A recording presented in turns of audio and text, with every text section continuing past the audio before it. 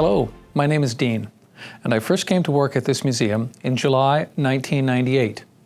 Every day since then, people like you have helped me and my colleagues with your advice, or the pleasure of your company, or the immense privilege of your stories, and through your giving.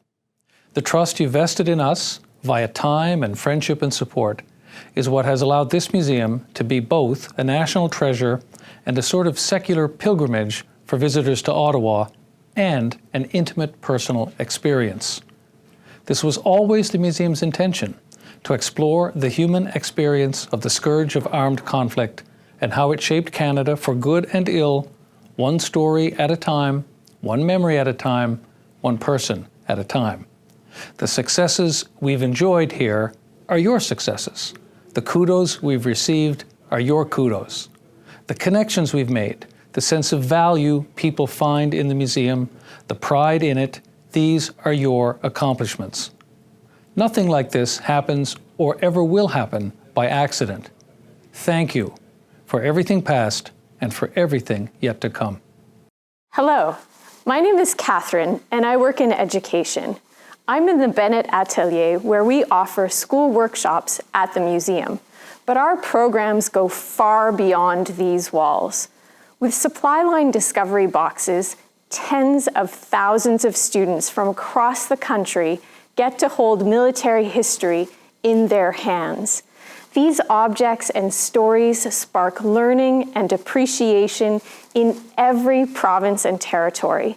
And that's thanks to your generous support. Thank you so much. Hello, I'm Michael Petru, and I'm leading the museum's In Their Own Voices oral history project. This project involves interviewing hundreds of veterans and their loved ones from the Second World War to the present day about what it's like to become a civilian again after war or military service is over. I want to show you a clip from my interview with Royal Canadian Navy Second World War veteran Alex Polowin, who sadly passed away last summer shortly after this interview. I asked him how he felt the day the war in Europe ended. The sadness wasn't because the war was over. The sadness was the good times came to an end. The good times, the last ship I was on, it wasn't like a Love Boat story, you know, remember that movie, Love Boat? Well, not anything like that, but the fear of being torpedoed and all that was gone. You knew they weren't around anymore, and you knew everything was coming to an end.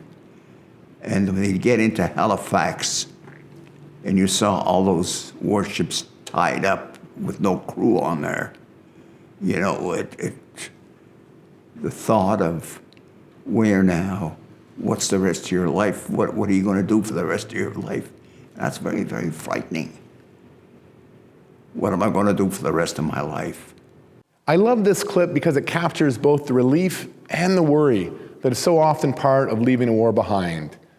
Imagine experiencing something so unique, so profound, something you weren't sure you would even survive. Then, as Alex said, what's next? What are you going to do with the rest of your life? Last year, your gifts allowed us to interview more than 100 veterans and their families to help us better understand how war and military service changed them. Thank you so much for your support. You make possible everything we do. Hello, my name is Arlene, and I work in the Collections Division at the Canadian War Museum. Today, I am standing in the Dress and Insignia Vault, where we preserve and store military uniforms, medals, and many other artifacts. I'm holding the medal set of Brigadier General James Roberts. This is just one example of how your support allows us to grow and care for the collection each year. With your help, we can make sure that the artifacts and stories of those that served are never forgotten. Thank you. My name is Ashley, and I match volunteers in the Witness to History program with students across the country. The volunteer program has a long tradition at the museum, like here in LeBreton Gallery, where volunteers share their expert knowledge and lived experience with visitors every day. But something special happens when volunteers who are also veterans or military personnel get to talk to kids in Winnipeg or in Charlottetown. On both sides of this virtual program, there is real connection. Students engage with all sorts of questions, and volunteers share what their service has meant to them. We can make this happen because of your generous donations and support. Thank you so much. The support of our donors, our patrons, and our sponsors is absolutely critical to funding the life and future of the Canadian War Museum. As I stand here in the inspiring Moriyama Regeneration Hall, I join my other colleagues in thanking you for your vote of confidence and for your ongoing support. You make possible the delivery of extraordinary programming that can be enjoyed by Canadians of all ages in every corner of our country. Thank you.